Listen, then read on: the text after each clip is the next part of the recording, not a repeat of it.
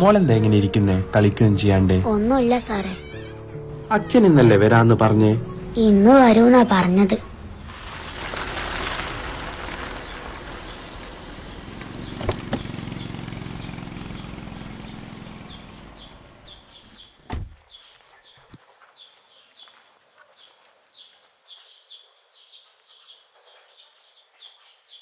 ഞാൻ ശ്രീകുട്ടിയുടെ അച്ഛനാ. ശ്രീകുട്ടിന്റെ അച്ഛല്ലേ? നിങ്ങളെന്തേലും വന്നേ? രാമദാസ് മാഷ് എന്നെ ഒന്ന് കാണണമെന്ന് പറഞ്ഞിട്ട് വിളിച്ചിരുന്നു. മാഷ് ഒന്ന് കാണണേ. രാമദാസ് മാഷ് ഓപ്പൺ ക്ലാസ് റൂമില്ല, ഇപ്പൊ അങ്ങോട്ട് പോയിട്ടാണ്.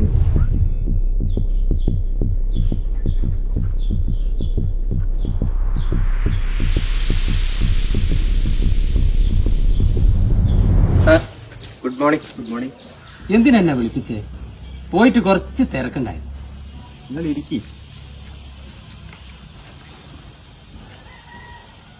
ഒരു സീരിയസ് കാര്യം സംസാരിക്കാൻ വേണ്ടിയിട്ടാ ശ്രീകുട്ടീന്റെ അച്ഛനോട് വിളിപ്പിച്ച്. അതിനു വേണ്ടിയിട്ട് കുറച്ച് സമയം നിങ്ങളോട് മാറ്റി വെക്കണം. പറയണം സാർ, എനിക്ക് മനസ്സിലായില്ല. നിങ്ങൾ ശ്രീകുട്ടിയെ എത്രമാത്രം സ്നേഹിക്കുന്നുണ്ടാവും. പക്ഷെ ശ്രീകുട്ടിക്ക് അച്ഛനോടും അമ്മയോടും അന്നന്ന് സ്നേഹം കുറഞ്ഞു. എന്താ സാറേ, എന്താ സാറ് പറയുന്നേ? എന്റെ മോൾ എന്നോട് സ്നേഹം കുറഞ്ഞു വരുന്നെന്നോ? അതെ, ഞാൻ ഇന്നലെ എന്റെ ക്ലാസ്സിലെ എല്ലാ കുട്ടികളോടും ക്രിസ്മസ് അനുഭവം എഴുതാൻ പറഞ്ഞു. എല്ലാവരും നല്ല രീതിയിൽ, വളരെ മനോഹരമായ രീതിയിൽ എഴുതി. പക്ഷേ ശ്രീകുട്ടി എഴുതിയ അനുഭവം വായിച്ചപ്പോൾ എന്റെ കണ്ണ് നിറഞ്ഞുപോയി സാറേ. ഇത് ശ്രീകുട്ടിയുടെ അനുഭവമാണ്. ഞാനൊന്ന് വായിച്ചു തരാം, നിങ്ങളൊന്ന് കേൾക്കണം. കഴിഞ്ഞുപോയ എല്ലാ ക്രിസ്മസ് ദിനവും ആഘോഷവേളയും എനിക്ക് ദുഃഖം മാത്രമേ കിട്ടിയിട്ടുള്ളൂ. എനിക്ക് എന്റെ അച്ഛനും അമ്മയും സ്നേഹവും ഭക്ഷണവും ഒക്കെ തരുന്നുണ്ട്. പക്ഷെ കൂട്ടുകാരോടൊപ്പം കളിക്കാനോ കൂട്ടുകൂടാനോ ഒന്നിനും സമ്മതിക്കുന്നില്ല. പിന്നെ എനിക്ക് എന്താ ആഘോഷ?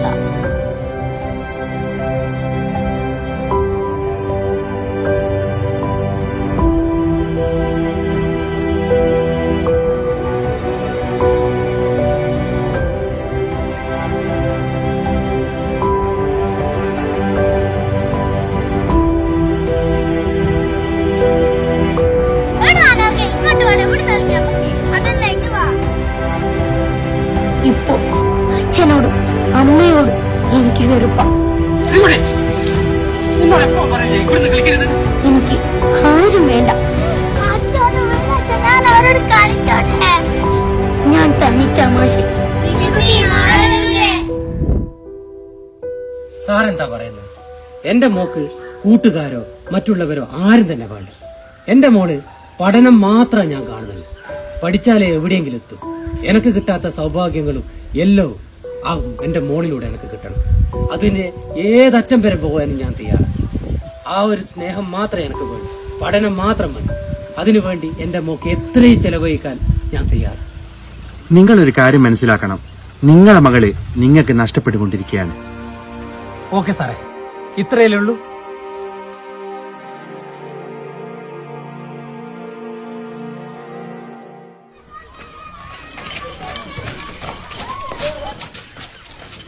അമ്മേ, കരയോള് വരുന്നുണ്ടാ തോന്നേ.